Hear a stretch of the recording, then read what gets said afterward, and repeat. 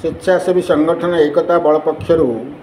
वीर जवान शुभ मनासी 108 दीप प्रज्वलन और पूजार्चना बालेश्वर। पड़ोशी राष्ट्र पाकिस्तान द्वारा प्रायोजित आतंकवाद कार्यक्रम विरुद्ध में अन्याय भाव में आक्रमण आरंभ कर युद्ध भली परिस्थिति सृष्टि कर पाकिस्तान विरुद्ध में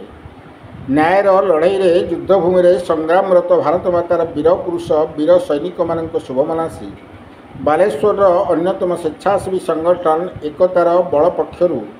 सहरर बांठिया जगन्नाथ मंदिर में 108 दीप प्रज्वलन कर पूजार्चना कर कार्यक्रम जानुमुखी विजय महांती अनुपमा नायक संघमित्रा दास कृष्णचंद्र मल्लिक अशोक बिंधाणी प्रिंस विभूतिभूषण साहू सस्मिता माझी समेत बहु कर्मकर्ता उपस्थित थे। Baleshwar Vijay Kumar Mahanti report क्रांतिधारा plus. विजय महांती युव समाजसेवी। आज जो पूजा अर्चना कार्यक्रम करागला रही कौन उद्देश्य रही बहु संख्यार आज युव समाजसेवी युव कार्यकर्ता मान आज उपस्थित रही कौन रही कार्यक्रम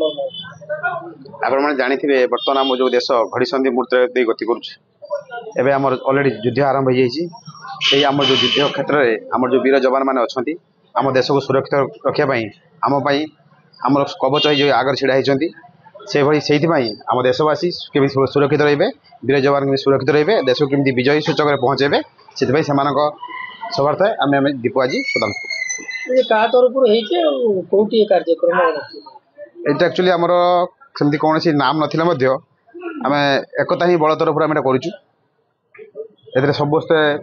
जो अच्छा युवक युवती मैंने सब अच्छा भाग ग्रहण कर अंशग्रहण कर।